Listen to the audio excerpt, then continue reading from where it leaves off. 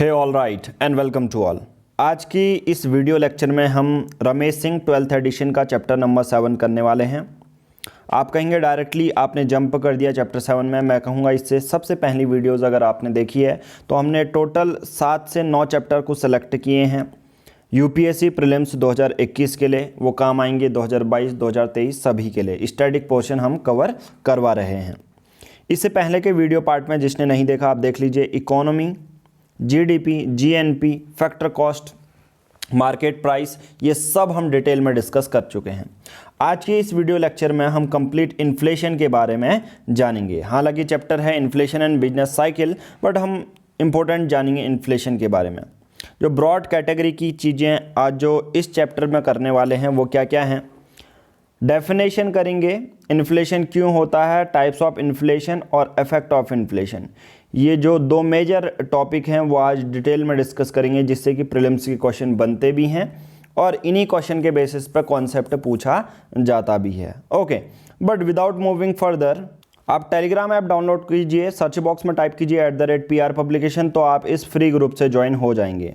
Now इस free group में होता क्या है, डेली के बेसिस पे नोटिफिकेशन तो शेयर करते हैं, उसके साथ साथ यूपीएससी मेंस की प्रैक्टिस भी हो जाती है। ये हमारा प्राइमरीली चैनल है।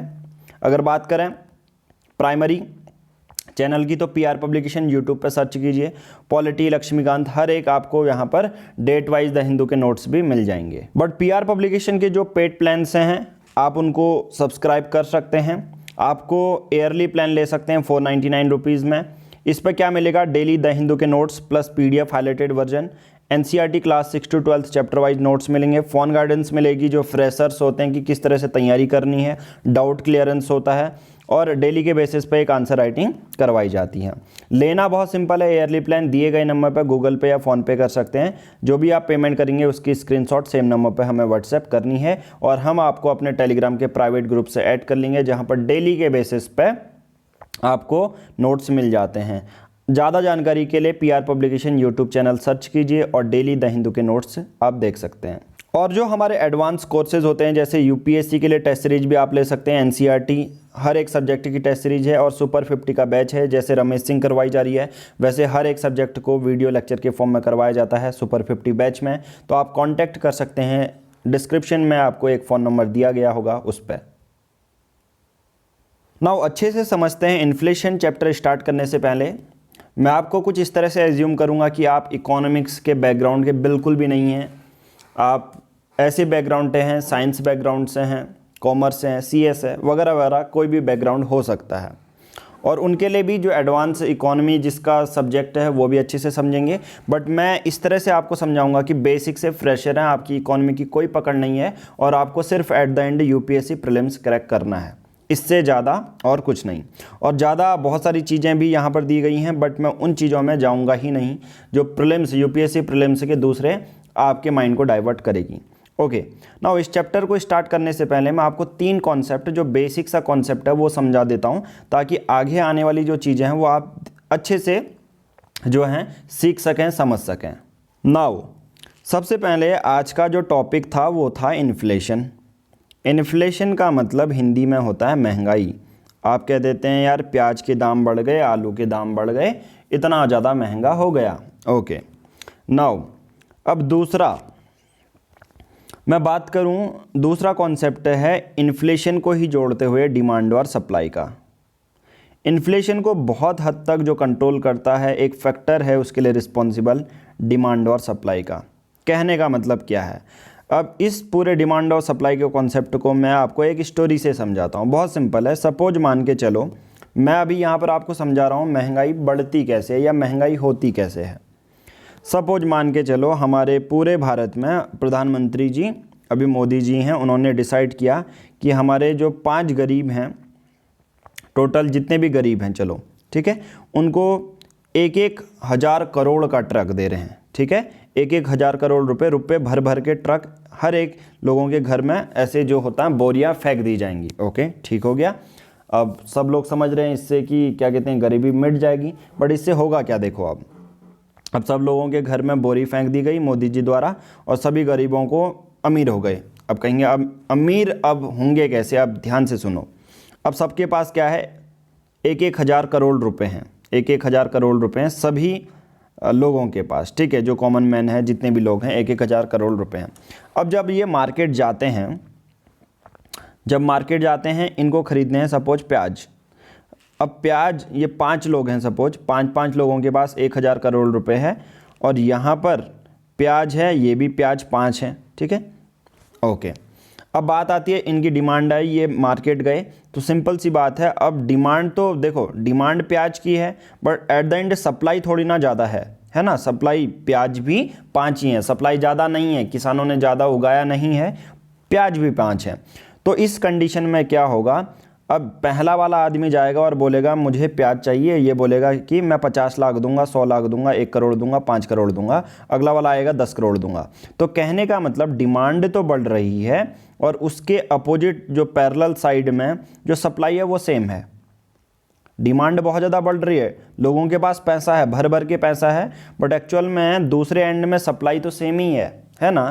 तो डिमांड और सप्लाई का मिसमैनेजमेंट के बेसिस पे अब जो एक प्याज आपको 50 रुपये का 1 किलो मिल रहा था, वही प्याज आपको 1 करोड़, 5 करोड़, 10 करोड़ तक भी जा सकता है। यानी कि कहने का मतलब बहुत सारे, देखिए इससे मैं एक डायमेंशन कवर नहीं कर रहा हूँ, आप अपने माइंड को थोड़ा सा और ज़्यादा खोलना, जितना ज़्यादा सोच सकते हो ना उतना ज़्यादा सोचो इसको। अब एक ही माइंड में, एक ही जो है कॉन्सेप्ट में अटके मत रहना, ठीक है। इससे बहुत सारी चीज़ें हैं, मैंने कहा बोला डिमांड बहुत ज़्यादा है, सप्लाई कम है, तो इन्फ्लेशन हो गया, राइज हो गया, एक कॉन्सेप्ट ये हो गया। मैं ये कहूँगा कि लोगों के पास पैसा ज़्यादा है, लोगों के पास पैसा ज़्यादा है, तो वो ज़्यादा खर्च भी कर रहे हैं, वो ज़्यादा सोच रहे हैं कि ज़्यादा हम कंज्यूम भी कर लें।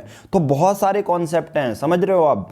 तो एक डायमेंशन मत सोचना अभी, क्योंकि बहुत सारे जो अभी कॉन्सेप्ट आएंगे उससे आपके बहुत ज़्यादा नंबर ऑफ टर्म्स कॉन्सेप्ट जो हैं बहुत ज़्यादा खुलेंगे।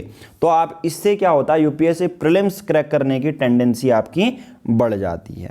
अब एक और चीज़, महंगाई की वजह से क्या होगा, सपोज मान के चलो महंगाई की वजह से जो रियल वैल्यू और किसी की नॉमिनल वैल्यू है ना, उस पर इरोजन होता है। देखो कैसे, मान के चलो आपके पास 5 रुपये का सिक्का है, आपके पास क्या है, 5 रुपये का सिक्का है।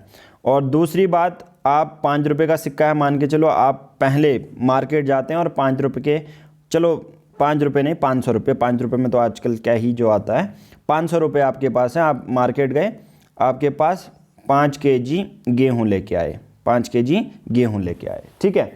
अब 1 साल बीत जाता है, महंगाई बहुत ज़्यादा बढ़ जाती है, अब आपके पास वही 500 रुपये हैं 500 रुपये पहले भी, अभी ऐसा नहीं कि चेंज हो गया, इसमें ट्रांसमीटर लग गया, आपको मूवीज़ दिखेंगी इस 500 रुपये के नोट में, रुपये का नोट 500 रुपये का नोट सेम है।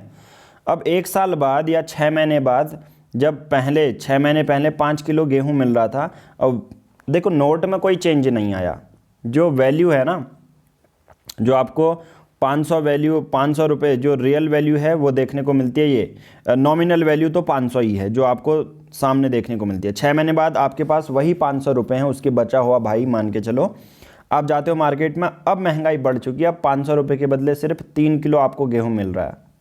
समझ रहे हो इसका मतलब क्या है, 500 रुपये तो सेम है, बट उसकी एक्चुअल जो रियल वैल्यू है वो घट चुकी है।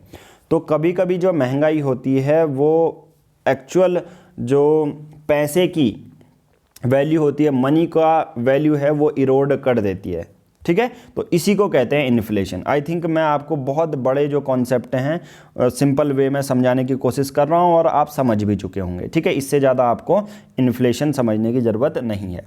अब मैंने इतना जब 10-15 मिनट आपको इनिशियल में समझाने के लिए लगा दिए, तो आप जो भी मैं कॉन्सेप्ट समझाऊँ तो हर चीज़ को मल्टी डायमेंशनल लेना, ठीक है। मैं बार बार मल्टी डायमेंशनल इसलिए बोल रहा हूँ क्योंकि बहुत बार बच्चे एक ही कॉन्सेप्ट को पकड़ के माइंड में बिठा लेते हैं और वो सोचते हैं कि ये कॉन्सेप्ट तो यहाँ अप्लाई नहीं होगा। अलग अलग कंडीशन अराइज होंगी अभी और उसके बेसिस पर आपका माइंड जो है और ज़्यादा ओपन होगा। तो स्टार्ट करते हैं आज का पूरे चैप्टर का डिस्कशन। ओके नाउ, अब यहाँ से हम चैप्टर स्टार्ट करने वाले हैं इंट्रोडक्शन, बट उससे पहले आप लोगों से रिक्वेस्ट है, चैनल को जो लोग भी यहाँ तक देख चुके हैं ज़्यादा से ज़्यादा नंबर पर सब्सक्राइब कर लें, चैनल का जो है बेल आइकन प्रेस कर लें, ठीक है, ताकि सभी लोगों को जब भी हम एक नई वीडियो अपलोड करें नोटिफिकेशन आपको मिल जाए। और आपके लिए एक रिस्पॉन्सिबिलिटी है, क्वालिटी कंटेंट हमारे एंड से आपको मिलेगा, बट आपके एंड से आपका जो है सपोर्ट हमें मिलना चाहिए। कमेंट बॉक्स बताइए आपको कैसा लगा। जो है अगर कोई चीज़ और ज़्यादा अच्छे से समझनी है वो भी कमेंट लिखिए, लाइक कीजिए, चैनल को सब्सक्राइब कीजिए। नाउ सबसे पहले introduction. For a layman inflation is just price rise.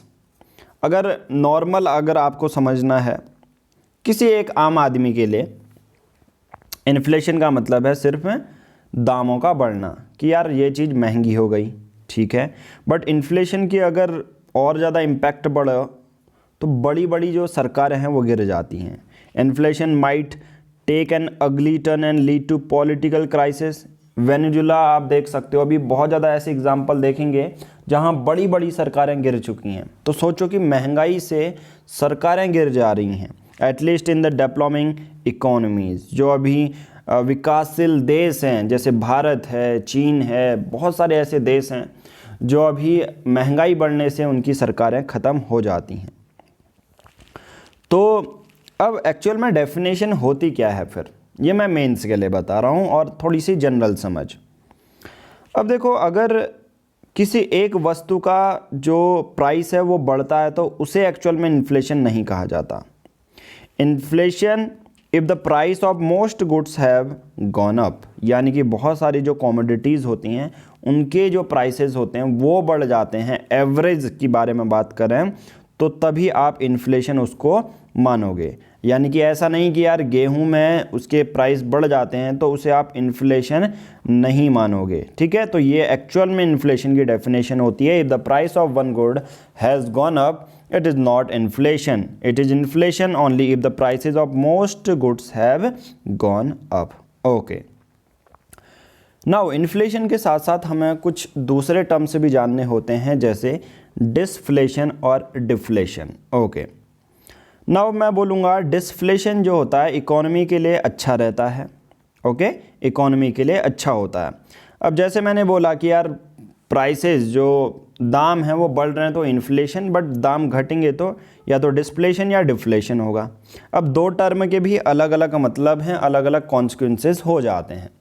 डिसफ्लेशन अगर आपसे यूपीएससी प्रीलिम्स में आ गया कि इज़ डिसफ्लेशन गुड फॉर इकोनॉमी और नॉट, तो आपका आंसर होगा डिसफ्लेशन जो है इकोनॉमी के लिए अच्छा होता है। क्योंकि सिंपल सी बात है यार, प्राइस कम होंगे, एक्चुअल में जो दाम कम है, कंज्यूमर हमको अगर हम सामान खरीदने गए हमको कोई चीज़ सस्ते मिल जाती है हम कितना खुश हो जाते हैं, है ना। तो उसी को डिसफ्लेशन कहते हैं। बाकी अगर डिफ्लेशन हो गया तो वो अच्छा नहीं होता इकोनॉमी को, इकोनॉमी रिसेशन में चले जाती है। क्योंकि एक हद तक ना आप सोचोगे आपके लिए तो सही है यार, बहुत हद तक प्राइस गिर गए हैं, बट एट द एंड ये सोचो कि अगला बंदा जो मैन्युफैक्चरिंग कर रहा है क्या वो फिर से वो प्रोडक्ट बनाएगा अगले बार, कि उसको यार वो दाम 100 रुपये उसको बनाने में लगे, उसको मिल ही 50 रुपये रहे तो अगली बार वो आपको प्रोडक्ट मिलेगा ही नहीं मार्केट में। तो सोचो हर चीज़ में ऐसा हो जाएगा तो आपको खाने के लिए वांदे हो जाएंगे, आपको खाना नहीं मिलेगा, ठीक है। तो कहने का मतलब ये है, आपको मतलब किसी एक एक्स पर्सन को, मैं आपको बिल्कुल नहीं बोल रहा हूँ, कोई एक्स पर्सन, जब भी मेरे मुंह से आप निकला तो उसका मतलब एक्स पर्सन समझना, ठीक है। तो ये अच्छे से आप बोलने में थोड़ा सा ये होता है कि एक फ्लो रहता है, ठीक है, समझाने में। ओके, तो उसका मतलब x person. Okay, now deflation मतलब एक हद तक प्राइस कम भी नहीं होने चाहिए। ओके, जैसा मैंने बोला, मैं हमेशा आपको ये समझाते हुए चलूँगा कि मल्टी डायमेंशनल सोचना, एक डायमेंशन कभी मत सोचना इकोनॉमी जब मैं आपको पढ़ा रहा हूँगा। हर एक सोचो, मतलब जितने भी कॉन्सिक्वेंसेस हो सकते हैं ना, जितना भी आप सोच सकते हो कि ये हो सकता है तो यस वो होगा, और ऐसी कंडीशन इकोनॉमी में होंगी, ठीक है। अभी ऐसी कंडीशन जब आप पढ़ेंगे तब आपको समझ में आ जाएंगी। ओके, भारत में मैं बात करूं तो दो तरीके से महंगाई मापी जाती है, और ये मैं हर दिन, अगर आप हमारा पीआर पब्लिकेशन के मेरे द्वारा द हिंदू एनालिसिस देखते हैं तो आपको डब्ल्यूपीआई और सीपीआई को समझने में कोई दिक्कत नहीं आएगी, हालांकि ये हम लास्ट में करेंगे। तो महंगाई मापने के लिए प्राइस इंडाइसेस होते हैं या प्राइस इंडेक्स होते हैं, जैसे wholesale price index, consumer price index. अब जो हमारी ये सेंट्रल बैंक है ना, रिजर्व बैंक ऑफ इंडिया जिसे कहते हैं, वो उसकी रिस्पॉन्सिबिलिटी होती है या तो वो डब्ल्यूपीआई को ले सकती है या सीपीआई को ले सकती है। प्रेजेंटली मैं बोलूँ तो अभी आरबीआई सीपीआई को लेके महंगाई को मापती है। अब ये कैसे मापती है वो हम बाद में डिस्कस करेंगे, ठीक है, अभी उतना ज़्यादा हम डिस्कस नहीं करेंगे। प्राइसेस इंडाइसिस का मतलब क्या होता है, प्राइस इंडेक्स का मतलब होता है, जैसे मैंने पहले भी बोला था ना कि इन्फ्लेशन महंगाई मतलब जब सभी गुड्स का प्राइस बढ़ जाए तो उसे इन्फ्लेशन कहेंगे। तो प्राइस इंडेक्स का मतलब ही यही रहता है कि एवरेज लेवल ऑफ प्राइसेस को बताता है ये इंडेक्स, चाहे वो WPI है या CPI है। WPI में सर्विसेज इंक्लूड नहीं होती हैं, एक घाटा ये है। CPI में गुड्स और सर्विसेज दोनों को इंक्लूड करते हैं। अब ये तो आगे चलते चलते जब हम लास्ट में पढ़ेंगे कि कैसे मेज़र करते हैं तब मैं डिटेल में बताऊंगा। अभी मैं ये नहीं चाहता हूँ कि यार कोई अचानक से टर्म आ जाए तो उसके बारे में मैं पूरा बोलने लग जाऊँ, तो फ़ायदा नहीं रहेगा, सिक्वेंस आप समझ नहीं पाएंगे। ओके चलो, अब थोड़ा सा मैं बता देता हूँ रेट ऑफ इन्फ्लेशन। ये आपका कुछ मैथमेटिकल फार्मूला है। UPSC बहुत हद तक अवॉइड करती है मैथमेटिकल चीज़ों को पूछने के लिए, क्योंकि हमें इकोनॉमिक्स एज ए जनरल पता होनी चाहिए, ना कि हमें CA चार्टर्ड अकाउंटेंट नहीं बनना है, जैसा मैंने पहली वीडियो में भी बोला था। बट फिर भी एक मैथमेटिकल जो है एक्सप्रेशन आपको पता होने चाहिए। रेट ऑफ इन्फ्लेशन यानी कि महंगाई की दर, एयर एक्स, सपोज मान के चलो 2020 है, एक्स के बदले 2020 मान लो, ठीक है। प्राइस लेवल एयर एक्स में यानी कि 2020 में कितना था, माइनस प्राइस लेवल 2019 में कितना था, डिवाइड करेंगे प्राइस लेवल 2019 में इंटू 100। ये एक्चुअल में मैथमेटिकल एक्सप्रेशन होता है किसी एक महंगाई की दर को समझने के लिए। ओके, बस माइंड में डाल लो, हालांकि UPSC आपसे ये नहीं पूछेगी। Okay, now inflation is measured point to point. अब जो ये वाला टर्म आपको बताने जा रहा हूँ ये एक्चुअल में बहुत हद तक NCERT ने कवर नहीं किया है, और ऐसे ही बहुत सारे concept NCERT directly to the point नहीं बोलती है, और नहीं भी बोलना चाहिए, क्योंकि यार वो NCERT बनाई गई है बच्चों के लिए, यानी कि क्लास 12th के जो बच्चे हैं, क्लास 11th के जो बच्चे हैं, क्लास 6th के बच्चों के लिए वो बनाई गई है। इकोनॉमिक्स या UPSC का उसका कोई मैंडेट नहीं है कि यार UPSC के लिए बनानी है NCERT। ओके, वो हमारा सिर्फ बेसिक क्लियर करेगी। अब पॉइंट टू पॉइंट मीजर्ड कहने का मतलब क्या है, महंगाई पॉइंट टू पॉइंट मीजर की जाती है। कहने का मतलब अगर मैं बात करूं डेट्स की, कुछ एक तारीख होगी ना यार, किस तारीख से किस तारीख के बीच में, यही तो होता है यार कि अगला अब महंगाई बढ़ गई है, आप किस बेसिस पे कहते हो ये महंगाई। मैं कहूँगा पॉइंट टू पॉइंट मेजरमेंट होता है इन्फ्लेशन का, जैसे एनुअल इन्फ्लेशन, पूरा सालाना अगर हमें महंगाई निकालनी है तो वो होगी जनवरी 1 से लेके अगले जनवरी 1 तक। ऐसा नहीं होगा कि यार 1 जनवरी से 31 दिसंबर तक, नहीं, 1 जनवरी से लेके 1 जनवरी तक जो होगा इन्फ्लेशन हम मेज़र करते हैं। ओके, नाउ दूसरा, अगर हमें कभी कभी वीकली करनी पड़ती है तो क्या होगा, 2 कॉन्जिक्यूटिव जो फ्राइडेज़ होते हैं ना, उनके 5 बजे से लेके शाम के 5 बजे तक आप यहाँ पर इन्फ्लेशन मेज़र कर सकते हो। अब कहने का मतलब है क्या, पूरा प्रीलिम्स के लिए क्वेश्चन यही समझो या कॉन्सेप्ट यही समझो कि इन्फ्लेशन पॉइंट टू पॉइंट होता है बस, यानी कि एक पॉइंट से दूसरे पॉइंट में ही उसको मेज़र किया जाता है। अब देखो, अब जो ये कॉन्सेप्ट मैं बताने जा रहा हूँ, ये कॉन्सेप्ट प्रीलिम्स को इनडायरेक्टली टच करते हैं, इस पर आपको ज़्यादा ध्यान नहीं देना है। आपको ज़्यादा ध्यान जिसमें देना होगा वो मैं आपको डायरेक्टली बताऊंगा। बट ये समझने के लिए कि महंगाई पहले कैसा सोचा जाता था और अब कैसे सोचा जाता है, ताकि आप महंगाई के कॉन्सेप्ट को और ज़्यादा अच्छे से समझ पाएँ। हमारे इकोनॉमिस्ट होते हैं 19 और 20th सेंचुरी में, और उस समय भी इन्फ्लेशन हुआ करता था, क्योंकि नए नए देश बन रहे थे, सरकारें बन रही थी, गिर रही थी, और उसके बेसिस पर हमारे जो इकोनॉमिस्ट हैं वो पीछे लगे हुए थे यार रिसर्च करने में, सरकारें गिर क्यों रही है, महंगाई क्यों हो रही है। तो उसके लिए वो रिस्पॉन्सिबल कुछ रीजन्स देते हैं कि यार महंगाई होती क्यों है। ओके, अब महंगाई होती क्यों है, उसके पीछे 2 रीज़न हैं या 2 कारण हैं, और ये हम अलग अलग समय के बेसिस पे भी समझेंगे। मैं कहूँगा 1970 से पहले महंगाई होने के पीछे कारण कैसे समझे जाते थे, क्योंकि यार उसमें इकोनॉमिस्ट अलग हैं, सबका अलग अलग मानना होगा, सिंपल सी बात है। और 1970 के बाद महंगाई होने के कारण क्या क्या माने जाने लगे, ठीक है। तो आपको इतना ज़्यादा, हालांकि मैं कॉन्सेप्ट पूरे अच्छे से समझाऊंगा, बट ये प्रीलिम्स के लिए नहीं है, ठीक है, ये याद रखना, ये सिर्फ आपके प्रीलिम्स के कॉन्सेप्ट को क्लियर करने के लिए ये पूरी स्टोरी। ओके, अब मैं बात करूँगा, ये ज़माना है 1970 से पहले का, कि एक्चुअल में महंगाई के पीछे कारण क्या बताए जाने लगे थे। ठीक है। अब ये हमारे कुछ इकोनॉमिस्ट हैं, वो हमें बताते हैं, क्योंकि उसी समय इकोनॉमिस्ट ही तो बताएंगे। सबसे पहला है डिमांड पुल इन्फ्लेशन। अब अलग अलग कॉन्सेप्ट हैं, हाँ, ये मैं कह रहा हूँ 1970 से पहले कैसे क्या क्या रीज़न माने जाते थे। तो जैसा मैंने पहले बोला, डिमांड पुल इन्फ्लेशन, एक मिसमैच होना डिमांड और सप्लाई के बीच में। अभी मैंने इसलिए ये पहले बता दिया था आप लोगों को, ताकि आप लोगों को अब थोड़ा कन्फ्यूज़न ना हो। डिमांड और सप्लाई का जो मैंने बोला था ना, डिमांड और सप्लाई, एक स्टोरी बताई थी मिस्टर मोदी वाली, ट्रक वाली, तो आप उससे समझ सकते हैं, ठीक है। केनेजियन स्कूल थॉट है ये, केनेजियन स्कूल थॉट। इनके बेसिस पे केनेजियन आइडिया ये कहता है कि इसको कम करने के लिए इन्होंने सजेशन दिए हैं। हालांकि मैं सजेशनों को अभी आपको बता देता हूं, बट इसको माइंड में उतना ज़्यादा रखना नहीं है, सिर्फ सजेशन दिए हैं कि, और ये पुरानी बात है 1970 से पहले की बात, कि यार डिमांड सप्लाई का मिसमैच होगा तो आप क्या क्या सजेस्ट करेंगे।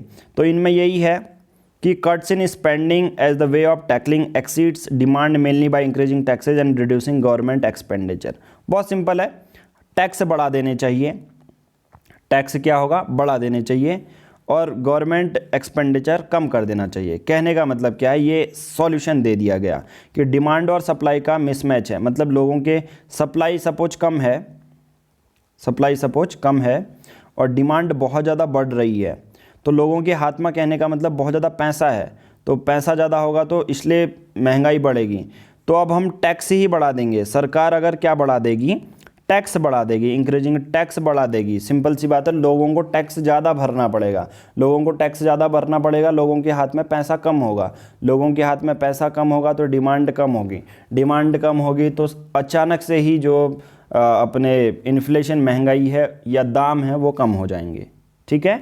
तो आपको इतना ज़्यादा जानने की ज़रूरत नहीं है। मैं कहूँगा पहला है, डिमांड और सप्लाई का मिसमैच होने से महंगाई बढ़ेगी, और महंगाई को कर्ब करने के लिए पहले के इकोनॉमिस्ट क्या बोलते थे कि हाँ, टैक्स को बढ़ा देना चाहिए और गवर्नमेंट का एक्सपेंडिचर कम करना चाहिए। अब इन प्रैक्टिस, जो एक्चुअल में प्रैक्टिकली हम अगर बात करें, ऐसा महंगाई आ जाए तो हमें क्या करना पड़ता है, depending upon the situation the goods in short supply are imported, interest on loans increase and wages revised. अब क्या होता है, जो शॉर्ट सप्लाई में गुड्स होते हैं, सपोज सप्लाई कम है गुड्स की, तो हम किसी दूसरे देश से इंपोर्ट कर सकते हैं। पहला ये है सॉल्यूशन।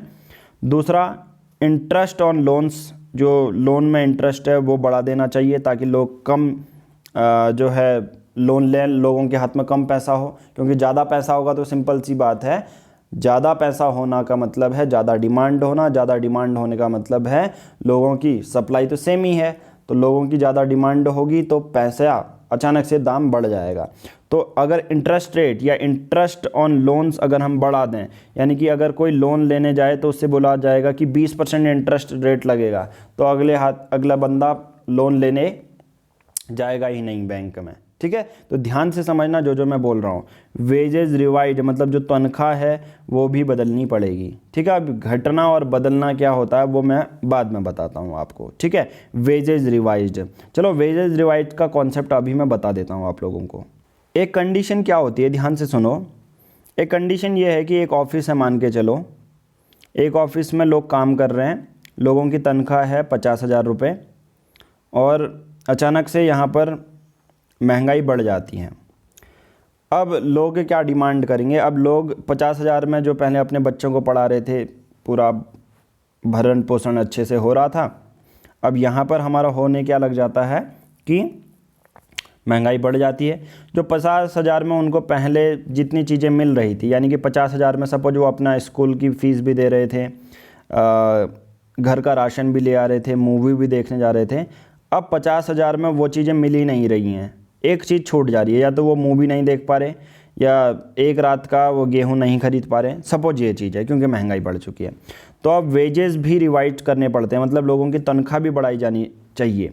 यानी कि अब ये ऑफिस वाले क्या डिमांड करते हैं कि हमारी सैलरी 50,000 से आप क्या करो 60,000 करो, 70,000 करो।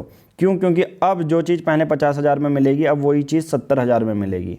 तो इसलिए ये इसको वेजेस रिवाइज का कॉन्सेप्ट भी कहते हैं कि लोग डिमांड करने लग जाते हैं कि हमारी तनख्वाह भी आप लोग बढ़ाओ। ओके, तो ये एक डायमेंशन है। तो ऐसी अलग अलग डायमेंशन अभी पढ़ने को हमें देखने को मिलेंगे।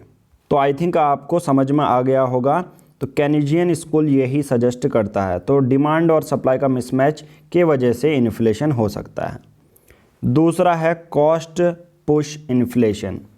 बहुत सिंपल सी बात है, कॉस्ट पुश इन्फ्लेशन में बहुत सिंपल सी बात है। होता क्या है, सपोज एक इसको अच्छे से समझाता हूँ, इसको नॉर्मल तरीके से समझो अच्छे एग्जांपल में। एक आप जैम बना रहे हो, जैम बनाने में क्या चाहिए, रॉ मटेरियल सेब चाहिए। यानी कि रॉ मटेरियल सेब की ही अगर कीमत बढ़ जाए एक एंड से, तो उस जैम की भी कीमत तो बढ़ जाएगी, है ना। तो सिंपल सी बात है, फैक्टर कॉस्ट या इनपुट कॉस्ट अगर बढ़ जाए, वेजेस यानी कि सपोज कोई कारीगर है जो सेब के बनाने के लिए, जैम बनाने के लिए अगर पहले जो 100 रुपये लेता था, अगर उसके 150 रुपये देने पड़े उसको, या 200 रुपये उसके वेजेस, थोड़े से तनख्वाह बढ़ गई और रॉ मटेरियल भी थोड़े से बढ़ गए, तो एट द एंड इस वजह से भी प्राइस जो है किसी एक कॉमोडिटी के या बहुत सारी कॉमोडिटी के बढ़ जाते हैं। तो उसे कॉस्ट पुश इन्फ्लेशन कहते हैं।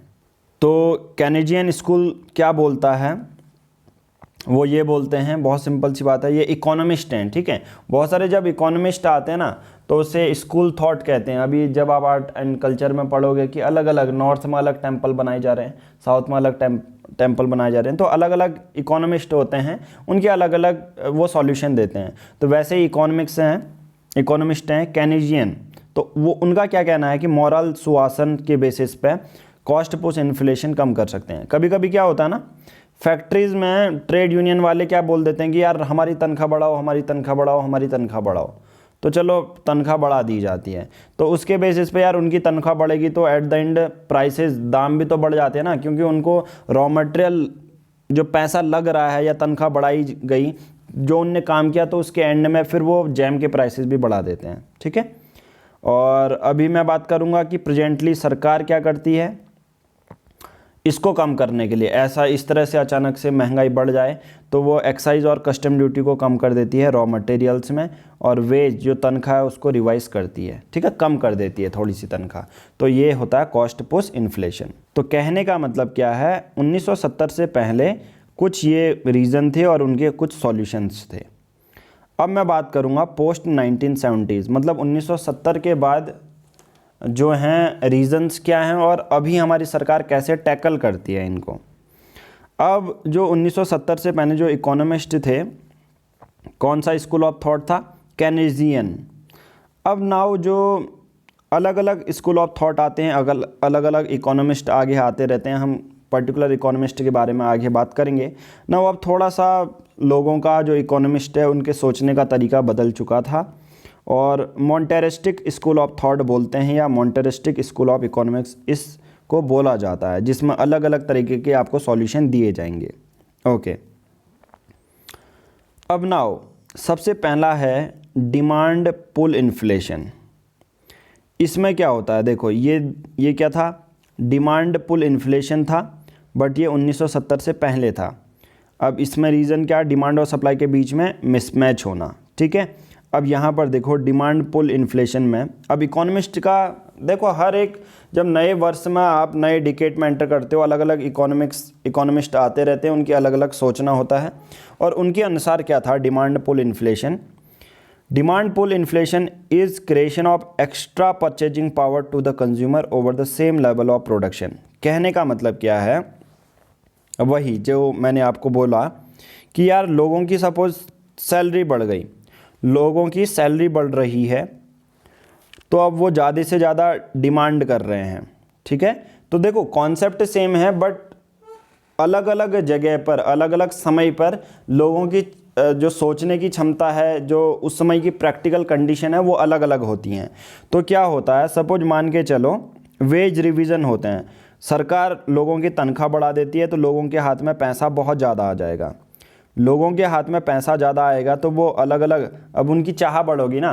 पहले आप कहोगे यार मुझे तो आइसक्रीम ही खानी है, अब आप थोड़ा सा सरकार ने तनख्वाह क्या बढ़ा दी, आप आईएएस हैं, आप कहोगे नहीं यार आइसक्रीम के साथ एक वो कॉफ़ी हो जाती, तो वैसे तो कॉम्बिनेशन मैच नहीं कर रहा, अभी मेरे माइंड में कॉफ़ी आ रही है, तो आपको लग रहा है कि यार आइसक्रीम तो चलो सुबह दिन के टाइम में खा लूँगा, यार मेरी तनख्वाह थोड़ी सी बढ़ गई है तो मैं कॉफ़ी भी पी लूँगा सुबह।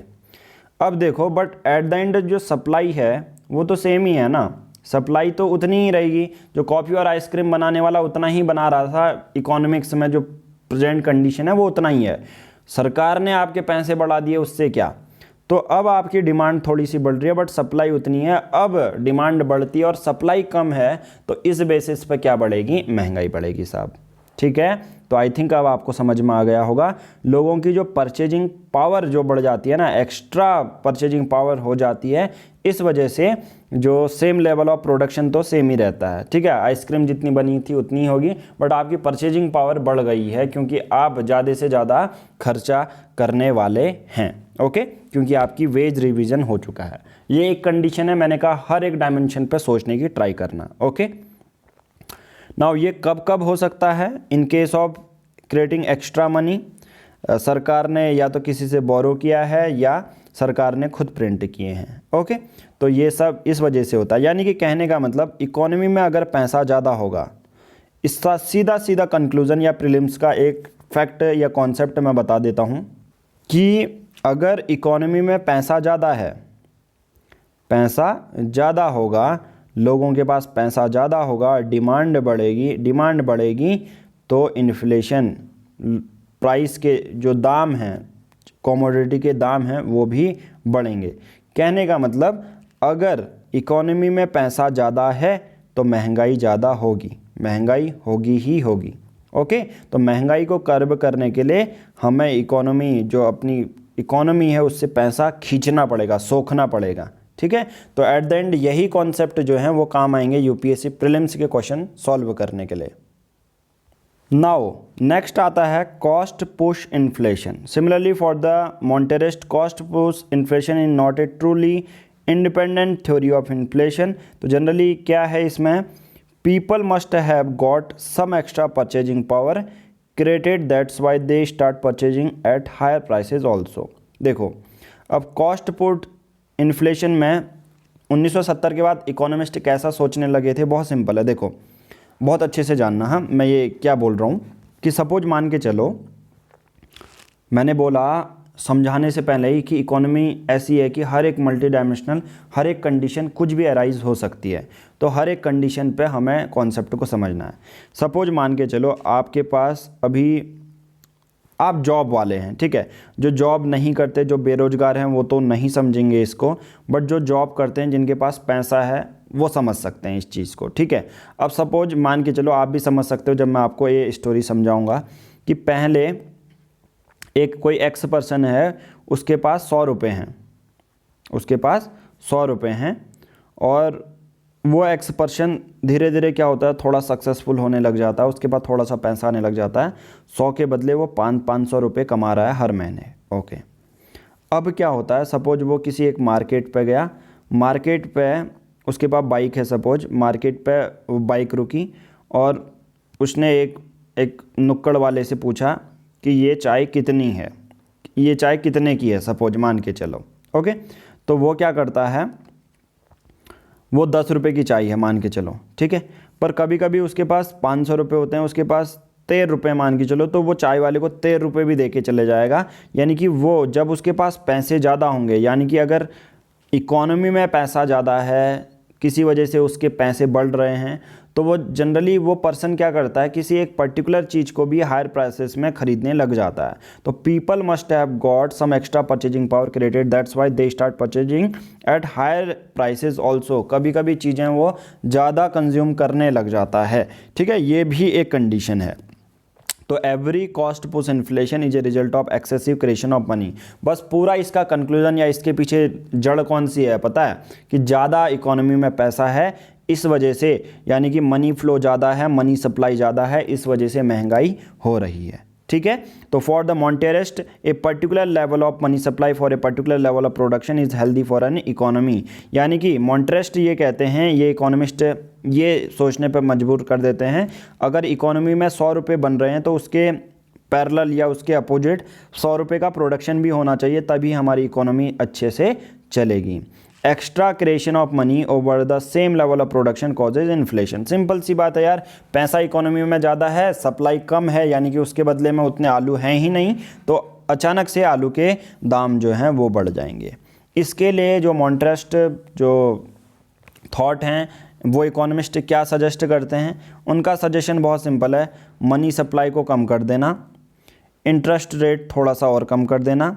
ओके, इंटरेस्ट रेट कम होगा, इंटरेस्ट रेट बढ़ा देना, सॉरी, ठीक है, इंटरेस्ट रेट बढ़ेगा तो लोगों के पास पैसा नहीं होगा।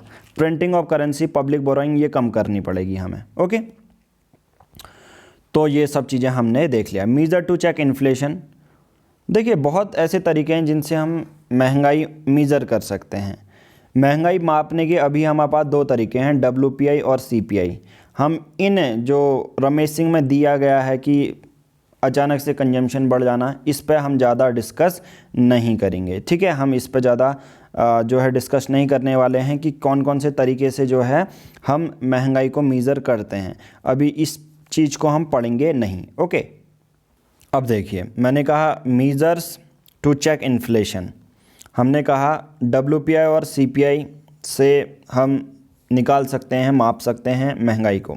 बट एक्चुअल में बहुत सारी ऐसी चीज़ें होती हैं ना जो आपके माइंड में डाली जाती हैं कि हाँ इस ऐसी चीज़ें करोगे तो महंगाई घट सकती है। जैसे कुछ यहाँ पर रमेश सिंह में वैसे एग्जांपल दिए हैं, आप इसको बिल्कुल इग्नोर करो, ठीक है, हमारे UPSC के बिल्कुल काम का नहीं है, बट कॉन्सेप्ट आप समझ जाओगे।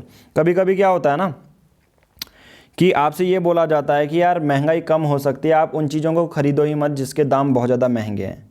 सिंपल सी बात है यार, जिनके गेहूं, राइस मिल्क, टी हैं, तो ऐसा सॉल्यूशन देना ही बिल्कुल अपने आप में बेवकूफ़ी वाली बात है, ठीक है। बट बहुत सारे लोग कहते हैं कि जिनका हायर इन्फ्लेशन है, पर ये उस जगह काम नहीं करेगी जहाँ पर गेहूँ, हमें चावल खाने हैं, हमें दूध पीना है, चाय पीना है, तो इन्हीं चीज़ों के तो दाम हैं, इनको हम एग्जैक्ट ये डेली एसेंशियल वाली नीड है, तो हम इसको कम ही नहीं कर सकते। दूसरा बट ये हो सकता है कि यह सरकार अपनी कुछ मॉनेटरी पॉलिसी ला सकती है, जो हम CRR है, अभी ये हम आगे पढ़ने वाले हैं, नेक्स्ट चैप्टर में धीरे धीरे आएंगे। रेपो रेट है, इनको बढ़ा के जो है सरकार महंगाई को कम कर सकती है, ठीक है। दूसरा, इसकी भी कुछ लिमिटेशन होती है कि यार इनकी भी लिमिटेशन है, ठीक है। रेपो रेट है, बैंक अपने बेसिस पर कर सकते हैं, बट हम जो हमारे पास जो पैसा होता है ना, हम ये है कि यार वीट, गेहूं, राइस, ओनियन, इनको ख़रीदने के लिए ऐसा तो है नहीं कि यार हम बैंक में जाते हैं कि यार मुझे आज चावल ख़रीदना है तो मुझे बैंक जाना पड़ेगा, तब पैसे लाऊंगा बैंक से, तब ख़रीदूंगा। तो इसलिए इसकी भी कुछ लिमिटेशन होती है कि यार सेंट्रल बैंक भी हमारी कुछ पॉलिसी फ्रेम कर सकता है महंगाई को कंट्रोल करने के लिए, बट हर जगह वो अप्लाई नहीं होंगी। हम गेहूँ, चावल जो ख़रीदने के लिए बैंक से पैसा नहीं लाते हैं, ठीक है। ओके, उसके बाद कुछ सप्लाई साइड के मीज़र भी बता देता हूँ। सप्लाई साइड भी ऐसा है यार, किसी एक हद के बाद आप प्रोडक्शन लेवल बढ़ा नहीं सकते हो, और इतने कम समय में तो अचानक से सप्लाई नहीं ला सकते हो ना। मैं कहूँगा यार प्याज 5 किलो है तो अचानक से आप 15 किलो कर दो, उसको 1-2 साल तो लगेगा, है ना। तो ये भी चीज़ है। दूसरा, कॉस्ट साइड मीजर भी है।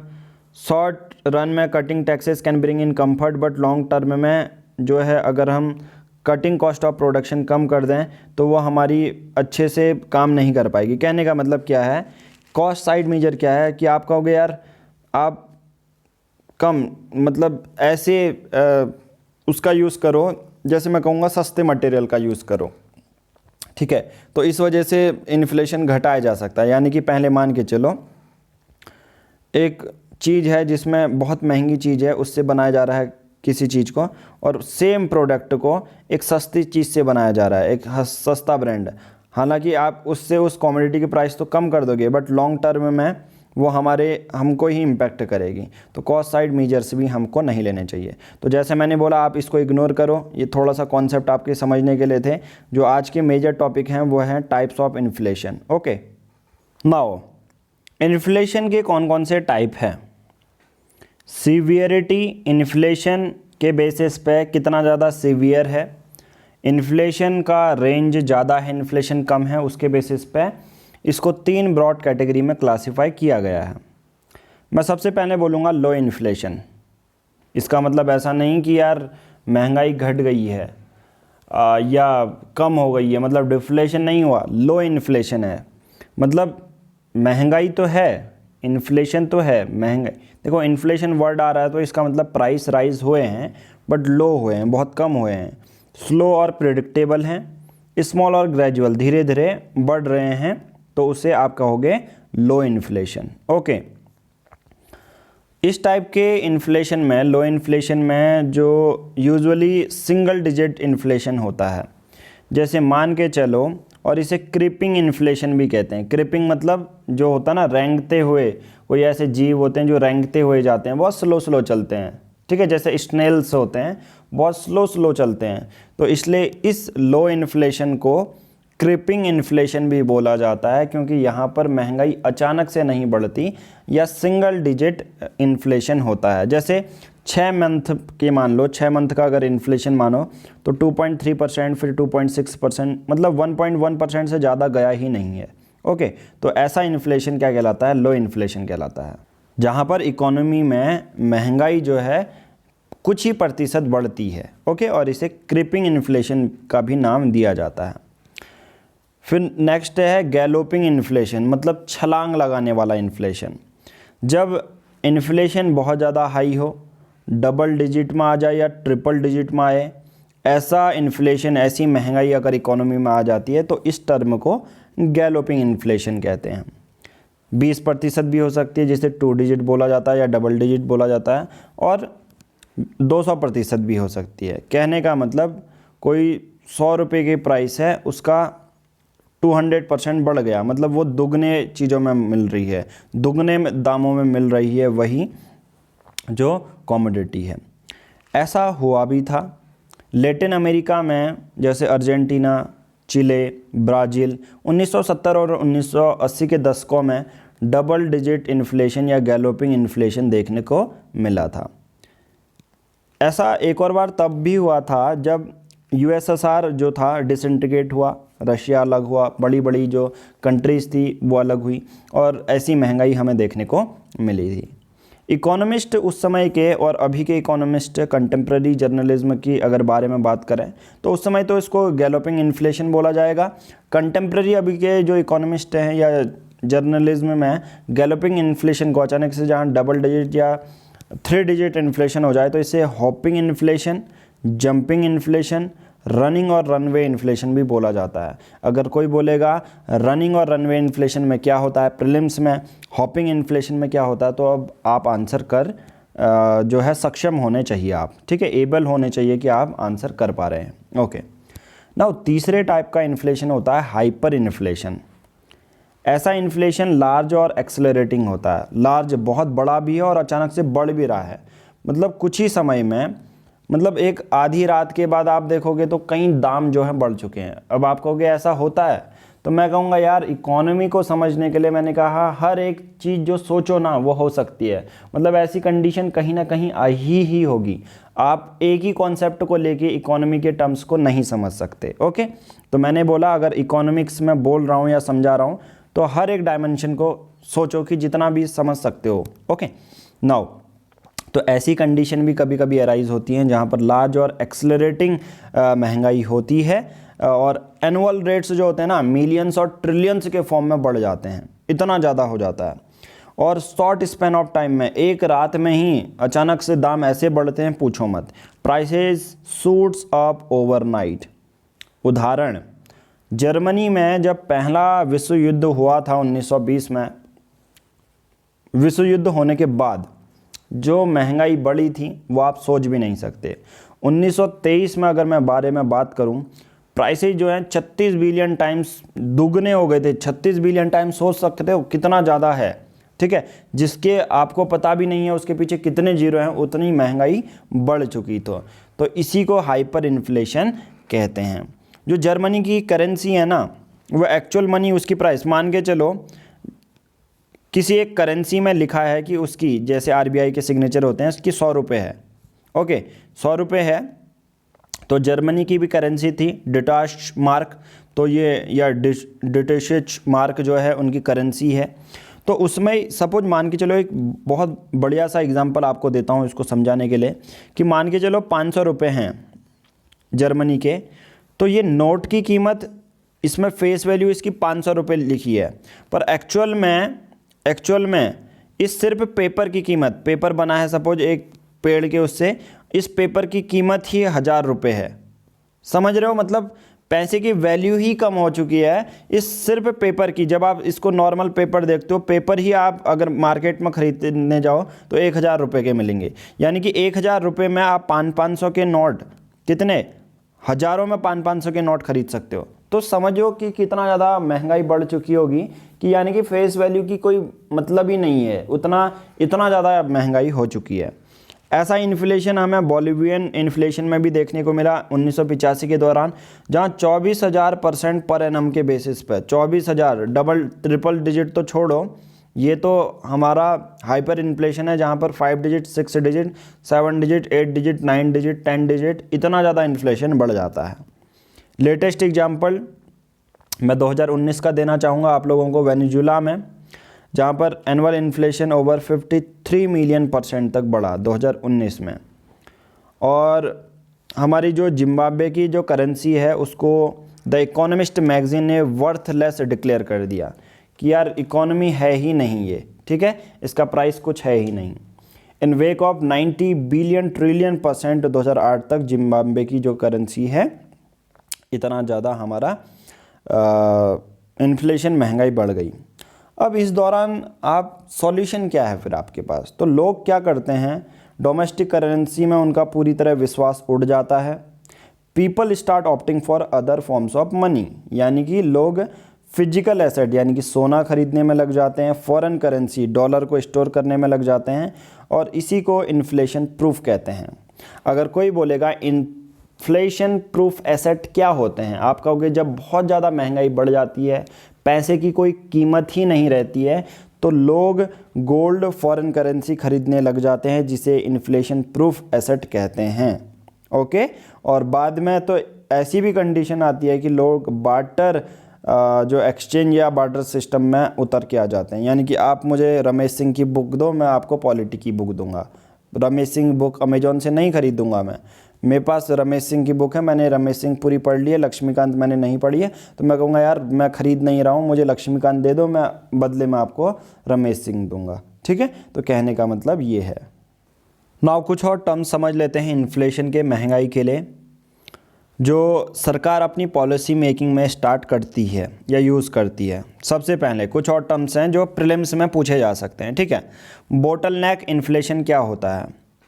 बहुत सिंपल है, when the supply falls drastically and demand remains at the same level, मतलब डिमांड सेम है बट सप्लाई कम हो जाती है। बहुत सारी कंडीशन हो सकती है, जैसे सप्लाई साइड का हर्डल्स, हजार्ड्स, मिसमैनेजमेंट हो जाए। मान के चलो कभी बहुत ज़्यादा जो है फ्लड आ गया है, सपोज मान के चलो अनफॉर्चुनेटली फ्लड आ जाता है और किसान की फसल पूरी तरह ख़राब हो जाती है, आपकी सप्लाई कम है, मतलब डिमांड तो सेम है, खाने वाले लोग सेम हैं, बट एट द एंड जो मैनेजमेंट है सप्लाई साइड का हर्डल्स, हजार्ड्स, मिसमैनेजमेंट हो चुका है, तो उसी को बोटलनेक इन्फ्लेशन कहते हैं। और इसी को बोटलनेक इन्फ्लेशन को स्ट्रक्चरल इन्फ्लेशन भी बोला जाता है कि स्ट्रक्चर में कहीं ना कहीं कमी होना। अब स्ट्रक्चर में कमी होने का कहने का मतलब है, जैसे बहुत सारे रीजन हो सकते हैं, मैंने कहा हर आप कोई भी रीजन समझ सकते हो। सपोज सप्लाई जो चेन है वो अच्छे से नहीं है, सप्लाई चेन में जो किसान अपनी फसल भेज नहीं पा रहे हैं, मतलब कोई भी स्ट्रक्चरल चेंजेस खराबी है तो उसे स्ट्रक्चरल इन्फ्लेशन भी कहते हैं, यानी कि स्ट्रक्चर में ही गड़बड़ी है कुछ ना कुछ तरीके से, और इसको आप डिमांड पुल इन्फ्लेशन कैटेगरी में डालोगे। ओके, उसके बाद कोर इन्फ्लेशन। कोर इन्फ्लेशन का मतलब क्या होता है? एक ऐसी महंगाई जहां पर कुछ चीज़ों को, गुड्स एंड सर्विसेज को एक्सक्लूड किया जाता है, किसी को इंक्लूड किया जाता है। एग्जाम्पल देखिए, एग्जाम्पल ये होता है कि यार बहुत सारी ऐसी चीज़ें होती हैं ना जहाँ पर आप जिसके प्राइसेस अचानक से बढ़ जाते हैं या घट जाते हैं। जैसे मैंने फूड आर्टिकल्स बोलूँ तो उसके अचानक से प्राइस घट जाना या बढ़ जाना, तो मतलब इन्फ्लेशन को जो बहुत ज़्यादा चेंज करना पड़ेगा, तो अचानक से एक दिन पहले कुछ हैं और एक दिन बाद कुछ और हैं, तो ऐसे इन्फ्लेशन में फूड आर्टिकल्स को कभी कभी हटा दिया जाता है, तो उसे कोर इन्फ्लेशन कहते हैं। मतलब ऐसे दाम जिनकी प्राइस वॉलेटाइल होते हैं, अचानक से एक रात बढ़ जाना, घट जाना, ऐसे चीज़ों को हटा दिया जाता है। सबसे पहली बार भारत में, ठीक है, सबसे पहले भारत में 2000 और 2001 में इसको यूज़ किया था। कोर इन्फ्लेशन भी निकाला करते थे, ठीक है। कोर इन्फ्लेशन भी भारत सरकार निकालती थी अपने डाटा को अपने सहजता के लिए, पॉलिसी मेकिंग में यूज़ करने के लिए। पर ये हमारे इन्फ्लेशन एनालिसिस को सूट ही नहीं किया, क्योंकि जनरली अगर बात करें हम तो ज़्यादा हम फूड आर्टिकल्स पे ही डिपेंड हैं और एनर्जी पे ही डिपेंड हैं, ठीक है। तो बट 2015-2016 से ये डिसाइड किया कि सरकार क्या करेगी, ऐसा कोर इन्फ्लेशन वाला डाटा भी निकालेगी जिसमें फूड है उसको नहीं इंक्लूड किया गया, फ्यूल, लाइट, ट्रांसपोर्ट, कम्युनिकेशन इसको इंक्लूड नहीं किया गया, क्योंकि इनके जो प्राइसेस थे अचानक से बढ़ जाते थे, कभी कभी घट जाते थे, तो दिक्कतें आती थी। बट फिर भी 2015 से सरकार ने कहा कि नहीं यार चलो कोर इन्फ्लेशन वाला भी डाटा हम निकाल लेंगे। ओके, ठीक है। अब दूसरा इंपॉर्टेंट टर्म्स जान लेते हैं, इन्फ्लेशनरी गैप। अब इसको समझने के लिए मैंने आपके लिए हैंड रिटन नोट्स बनाए हैं अच्छे से थोड़े से। नाउ नेक्स्ट कॉन्सेप्ट है इन्फ्लेशनरी गैप। अब ये एक ऐसा कॉन्सेप्ट है या एक ऐसा टर्म है इकोनॉमिक्स में, और सबसे पहले तो ये याद रखो इसे डिमांड पुल इन्फ्लेशन कैटेगरी में डालोगे। ये प्रीलिम्स के लिए पॉइंट है, ओके, प्रीलिम्स के लिए ये पॉइंट है, डिमांड पुल इन्फ्लेशन कैटेगरी में इसको इंक्लूड कर दोगे, ठीक है। अब इन्फ्लेशनरी गैप का मतलब क्या होता है, जब इकोनॉमी अपने फुल एम्प्लॉयमेंट में होती है, इकोनॉमी एट फुल एम्प्लॉयमेंट, तब क्या होता है, अचानक से एक कंडीशन ऐसी आती है जब उसकी पोटेंशियल जीडीपी, मान के चलो इकोनॉमी में सब लगे हुए हैं, सबको रोजगार मिला हुआ है, सब अपना प्रोडक्शन कर रहे हैं, गुड्स सर्विसेज सब चीज़ बना रहे हैं, और पोटेंशियल जीडीपी मान के चलो 100,000 करोड़ रुपए है, 100,000 करोड़ रुपए पोटेंशियल जीडीपी है। बट अचानक से क्या होता है, इकोनॉमी फुल एम्प्लॉयमेंट में इस जीडीपी से ज़्यादा जीडीपी इसकी बढ़ जाती है, मतलब जितनी इकोनॉमी की पोटेंशियल जीडीपी होनी चाहिए, मान के चलो 100 रुपये, इतना ज़्यादा फैक्ट्स और फिगर्स में ज़्यादा नहीं जाते, 100 रुपये है और 110 रुपये तक मे बी प्रोडक्शन और गुड्स एंड सर्विसेज ज़्यादा हो जाती है 10 रुपये की, तो इस कंडीशन को कहते हैं inflationary gap. When the real GDP exceed than the normal potential GDP, इसको इन्फ्लेशनरी गैप कहते हैं। अब इसके पीछे बहुत ज़्यादा रीज़न हो सकते हैं, तो मैंने आपके लिए कुछ रीज़न और कंट्रोल और इसके लिए रिजल्ट क्या है, एक तरह से प्रीलिम्स के बेसिस पे इसको प्रिपेयर किया है ताकि और अच्छे से आप इसको समझ पाओ। तो इन्फ्लेशनरी गैप का मतलब समझ गए। अब ये मैंने बनाने की क्यों ज़रूरत पड़ी, क्योंकि अगर आप रमेश सिंह में मैं डायरेक्टली इसको समझाता तो ये 4 लाइन दी हैं, यानी कि इस टर्म को समझना थोड़ा सा और ज़्यादा ज़रूरी था यूपीएससी प्रीलिम्स के लिए, तो तभी मैंने ये आपके लिए हैंड रिटन नोट्स बना दिए, जिसमें ऑलरेडी रमेश सिंह में समझाया है, उस पर तो मैंने ज़्यादा मेहनत नहीं की है, क्योंकि उसमें टू द पॉइंट जो आपके लिए ज़रूरत थी वो आपको यहाँ पर मिल जाता है। बट इन्फ्लेशनरी गैप अभी मैं जब इसको समझाऊंगा तब आप एक बार ट्राई ये करना मेरे इसके बिना ही समझाए हुए, ठीक है। अगर मैं एम्प्लॉयमेंट एट फुल एम्प्लॉयमेंट ये नहीं समझाता तो ये सिर्फ 4 लाइन पढ़ के देखना, ये आपको समझ नहीं आएंगी। तो एक्चुअल में बहुत सारी ऐसी चीज़ें हैं जो आपको समझनी ज़रूरी हैं, और यूपीएससी प्रीलिम्स में उससे कैसे क्वेश्चन फ्रेम होगा वो ज़रूरी होता है। ओके, तो इन्फ्लेशनरी गैप का मतलब क्या है, डिमांड फुल इन्फ्लेशन कैटेगरी में रखो, ये पहला पॉइंट। दूसरा, फुल एम्प्लॉयमेंट में रियल जीडीपी बढ़ जाती है पोटेंशियल जीडीपी से। रीज़न क्या हो सकते हैं कि एम्प्लॉयमेंट लेवल बढ़ गया, अचानक से रोजगार चले गया, बहुत सारे सरकारों ने पोस्ट निकाल दी, लोगों के पास पैसा आ रहा है, ये सब हो रहा है, इस वजह से जीडीपी जितनी होनी चाहिए थी उससे बढ़ गई है। डिमांड अगर बढ़ेगी तो सिंपल सी बात है यार, प्राइस भी बढ़ेंगे। दूसरा, हायर फंड है तो हायर परचेज होगा, लोगों के पास ज़्यादा पैसा आ रहा है, लोग ज़्यादा परचेज करेंगे। डिमांड बढ़ती है पर उसके बिहाफ में जो सप्लाई है वो तो कमी है, ठीक है। तो इन्फ्लेशनरी गैप इसी को कहते हैं। इसके पीछे रीज़न मैंने आपको बता दिया, रोजगार बहुत ज़्यादा हुआ, मतलब अचानक से ही यूपीएससी की 1000 पोस्ट जैसे आती हैं, 762 पोस्ट आती हैं, उसके बदले 3000 पोस्ट कर दी, तो रोजगार तो बढ़ेगा ही बढ़ेगा।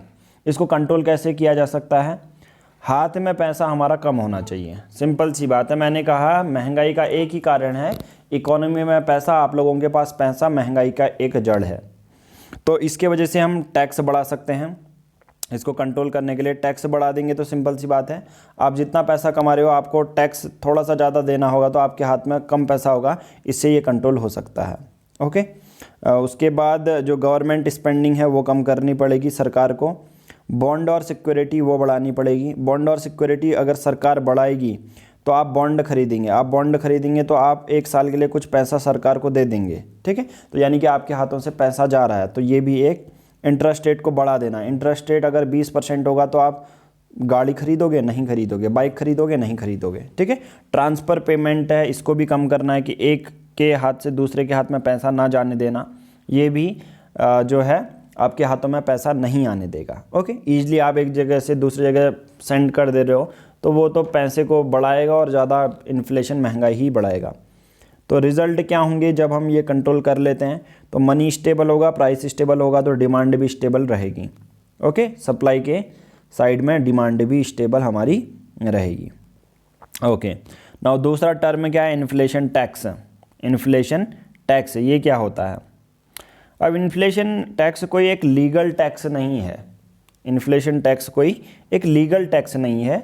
जनरली क्या होता है, ये एक तरह से पेनल्टी होती है कि अब जब बहुत ज़्यादा महंगाई है तब आपने लिक्विड कैश अपने हाथ में रखा हुआ है, मतलब घर में कैश जमा के रखा हुआ है, तो ये एक जो टैक्स होता है उसी को, मतलब एक तरह से आप पे पेनल्टी पड़ जाती है। अब कैसे, मैं आपको बताता हूँ, ठीक है। तो उसे इन्फ्लेशन टैक्स कहते हैं। तो ये कोई एक लीगल टैक्स नहीं है। तो जनरली जब महंगाई होती है तो आपको बैंक में पैसे रखने चाहिए रेदर देन अपने हाथों में। सपोज मान के चलो आपके पास 100 रुपये हैं और एक दूसरा पर्सन है, एक राम है एक श्याम है। सपोज एक राम है एक श्याम है। राम ने 100 रुपये रखे, श्याम के पास भी 100 रुपये हैं, राम के पास भी 100 रुपये हैं। अब श्याम क्या करेगा, 100 रुपये का कुछ 50 रुपये बैंक में डाल देगा, मतलब इसकी 50% सेविंग हो गई। बट आप कह रहे हो, आप तो सलमान खान समझ रहे हो अपने को, और 100 के 100 रुपये आपने अपने जेब में रखे हैं। अब कहीं ना कहीं जो श्याम है उसको 50% का जो उसने रखा 50 रुपये, उसका कुछ इंटरेस्ट तो मिल ही रहा है, ठीक है। कुछ मिल रहा है, चाहे 1 महीने में मिल रहा है, 2 महीने में, 1 साल में मिल रहा है। बट आपके पास 100 रुपये का सबसे पहले इंटरेस्ट नहीं मिल रहा, और महंगाई भी हो चुकी है। महंगाई हो चुकी है तो पहले जो 100 रुपये में आप एक जो है बुलेट खरीद सकते थे, अब उस 100 रुपये में सिर्फ आपको स्प्लेंडर मिल रही है, ठीक है। जिस 100 रुपये में आप पहले बुलेट खरीदते थे, 100 रुपये तो पहले भी सेम है, अभी भी सेम है, महंगाई बढ़ चुकी है तो अब 100 रुपये में वो बुलेट आ ही नहीं रही है। अब ये बुलेट की कीमत 1000 हो चुकी है, आपसे पल्ले पार, ठीक है। मतलब आपको पूरे 10-20 साल लगेंगे बुलेट को खरीदने में। तो अब आपके उसी 100 रुपये में स्प्लेंडर आ रही है, तो कहने का मतलब आप पे नुकसान हुआ, आपको पेनाल्टी पड़ी। तो कहने का मतलब समझे? तो होल्डिंग, अब ये एक डायमेंशन बताया मैंने, आप इसको किसी भी डायमेंशन में एज्यूम कर सकते हो, अपने बेसिस पर सोचो और लगाओ फिट, ठीक है, तिगड़म लगाओ कुछ। ओके, रीज़न क्या हो सकता है? सरकार या तो बहुत ज़्यादा पैसे उन्होंने प्रिंट कर दिए हैं, बहुत ज़्यादा इकोनॉमी में पैसा है, इस वजह से हो सकता है जो इन्फ्लेशन टैक्स है, सरकार पैसा प्रिंट करेगी तो आपके हाथों में पैसा होगा। ओके, इंटरेस्ट रेट कम होने से भी आपके हाथ में पैसा हो सकता है। यानी कि सपोज बैंक ने इंटरेस्ट रेट कम कर दिए, 3-4% कर दिया, तो आप भग के जाओगे बैंक में और कहोगे लारे मेरे को पैसा दे 25 करोड़ रुपए, ये सब। ओके, तो ये सब चीज़ें होंगी। है, आपने हेरा फेरी अगर देखी होगी तो आप उसमें राजपाल यादव कुछ ऐसा इस तरह का सीन होता है कुछ, अक्षय कुमार आता है और अक्षय कुमार कहता है कि 25 दिन में पैसे डबल हो जाएंगे, तो वो कुछ 10-15 लाख रुपए देता है, और अगले दिन जब मांगने जाता है उससे तो वो कहता है लारे पैसा दे, ठीक है। तो वैसा ही आप बैंक के पास जाओगे कि बैंक अगर 3-4% में आपसे पैसा आपको दे रहा है, तो आप क्या कहोगे, लारे पैसा दे, और कम इंटरेस्ट में, क्योंकि पैसा मिल जा रहा है, और वही आपको कहीं ना कहीं पेनाल्टी पड़ जाती है, अचानक से महंगाई बढ़ जाएगी। प्रॉब्लम जनरली किन के लिए आती है? जो मिडिल क्लास या वेज अर्नर होते हैं, इनके लिए प्रॉब्लम आती है इन्फ्लेशन टैक्स की, क्योंकि यार मिडिल क्लास जो है बार बार थोड़ी ना जाएगी बैंक पे कि यार जमा करने हैं, उसके पास तो यार उसको कैश रखना पड़ता है एक्चुअल में। सबसे ज़्यादा अगर कोई बोलेगा इन्फ्लेशन टैक्स से सफ़र करता है, तो मैं कहूँगा मिडिल क्लास सफ़र करता है, या वेज अर्नर सब जो है सफ़र करते हैं, क्योंकि उनको लिक्विड कैश रखना ही पड़ता है यार। डेली के खाने की चीज़ें अगर उनके पास, बैंक थोड़ी ना विजिट करेंगे या डेली ATM से थोड़ी ना निकालेंगे, है ना। तो आई थिंक आपको ये मैंने क्लियर बता दिया है। तो इन्फ्लेशनरी गैप और जो है इन्फ्लेशन टैक्स को मैं पूरी अच्छे से समझा चुका हूँ। तो वही चीज़ है इन्फ्लेशनरी गैप, देखो जो मैंने समझाने की कोशिश की है। जब गवर्नमेंट की स्पेंडिंग बढ़ जाती है नेशनल इनकम से, यानी कि पोटेंशियल जीडीपी से रियल जीडीपी, अपनी पोटेंशियल जीडीपी से रियल जीडीपी थोड़ी सी बढ़ जाती है, तो इस वजह से क्या होता है अल्टीमेटली सिस्टम में, इकोनॉमी में एक्स्ट्रा मनी क्रिएट हो जाता है, जिसकी वजह से इन्फ्लेशन हो जाता है। और eight the and inflationary gap के वजह से क्या होता है कि प्रोडक्शन लेवल बढ़ाना पड़ता है। ठीक है, तो सब लोग चाहते हैं कि प्रोडक्शन लेवल बढ़े, मतलब जितना पैसा क्रिएट हो रहा है, डिमांड बढ़ रही है, उतने बेसिस पे प्रोडक्शन भी तो होना चाहिए, है ना। ओके, नाउ डिफ्लेशनरी गैप उसी का उल्टा मान लो, जहाँ पर सरकार की स्पेंडिंग ज़्यादा थी इन्फ्लेशनरी गैप में, यहाँ पर सरकार की स्पेंडिंग कम होगी। ठीक है, बहुत सिंपल सी चीज़ है। इन्फ्लेशन टैक्स भी बता चुका हूँ। Inflation erodes the value of money, जैसा मैंने बोला ना, 100 रुपये में आप बुलेट खरीद सकते थे, आप सिर्फ स्प्लेंडर खरीद पा रहे हो। And the people who hold currency suffer in this process मोर। बहुत सिंपल सी बात है, जिसके पास पैसा है वो सबसे ज़्यादा सफ़र करता है। Okay, inflation is working as a tax की तरह वो काम करता है। ओके, नाउ नेक्स्ट कॉन्सेप्ट है इन्फ्लेशन स्पाइरल। इन्फ्लेशन स्पाइरल जो है नया कॉन्सेप्ट है। अब देखो इन्फ्लेशन स्पाइरल क्या है, बहुत सिंपल सी बात है। अब मैंने बोला इकोनॉमी को समझने के लिए हर चीज़ आपको समझनी पड़ेगी। देखो इन्फ्लेशन स्पाइरल जैसे होता ना, जैसे मैंने बोला कि आपके हाथ में पैसा, आपके पास पैसा है तो आप ज़्यादा स्पेंड करते हो, कभी कभी ज़्यादा पैसे भी दे देते हो, तो ये स्पाइरल चीज़ घूमती है।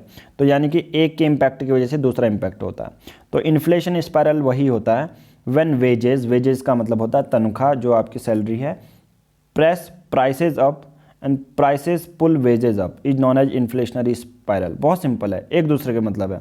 अब देखो when wages press prices up, अब जब आपके पास सपोज जब तनख्वाह आपकी बढ़ जाती है, पहले 100 रुपये थी, अब आपका 500 रुपये कर दिए, तो 500 रुपये के बेसिस पे आपकी परचेजिंग पावर बढ़ गई है। अब ज़्यादा से ज़्यादा आप कॉमोडिटी खरीद रहे हो। पहले आइसक्रीम खरीदते थे, अब जो है कॉफ़ी भी पी रहे हो, 2 आइसक्रीम के बदले 4 आइसक्रीम खा ले रहे हो, तो सप्लाई तो बैकएंड में सेम ही है ना।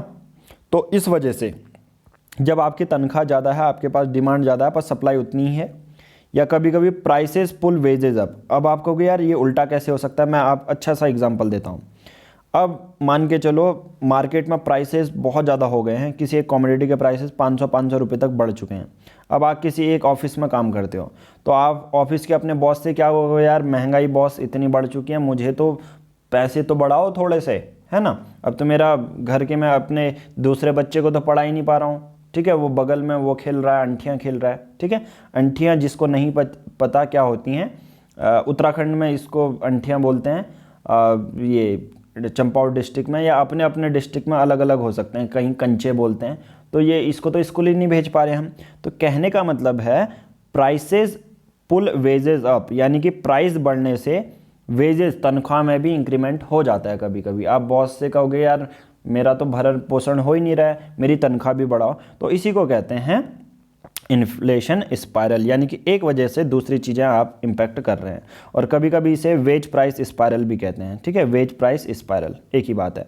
ऐसा 1935 में यूएस इकोनॉमी में पहली बार देखने को मिला था, यानी कि लोगों के पास जो महंगाई बढ़ गई थी, अब जो ऑफिस में काम करने वाले लोग हैं वो कह रहे थे हमारी सैलरी बढ़ाओ, हमारी सैलरी बढ़ाओ। ओके, उसके बाद आता है बहुत सारी चीज़ें हैं, तो आज की इस वीडियो में तो हम इतना ही करेंगे। आगे का जो हमारा टॉपिक रहेगा वो मैं बता देता हूँ, जो 3rd क्लास रहेगी। ठीक है, हालांकि वो सुपर 50 को पहले मिल चुकी होगी, सुपर 50 के बैच को। फिलिप कर्व एक तो पहला ये करेंगे, अगला वाला जो होगा इन्फ्लेशन टारगेटिंग करेंगे, स्टैगफ्लेशन, इन सब चीज़ों को पढ़ेंगे, और जीडीपी डिफ्लेटर, और सबसे बड़ी बात है इफेक्ट ऑफ इन्फ्लेशन। ठीक है, तो इसको हम अगले वीडियो पार्ट 3rd में करेंगे, जिसको और अच्छे से मैं समझाऊंगा। तो आज की इस वीडियो में इतना ही करेंगे। Thank you. बाकी एंड में समझने के लिए आपको क्या करना है, 7505134891 इस नंबर पर आप व्हाट्सएप कर सकते हैं। अगर आप यूपीएससी की तैयारी कर रहे हैं तो द हिंदू के notes, monthly magazine date wise, NCERT gist सभी सब्जेक्ट की, NCERT based test series, previous year test series, चौथा डेली के बेसिस पर आंसर राइटिंग, और हर एक सब्जेक्ट की वीडियो आप इस नंबर पर कॉन्टैक्ट कर सकते हैं और अपनी सीट अवेल कर सकते हैं। आज की इस वीडियो में इतना ही। Thank you.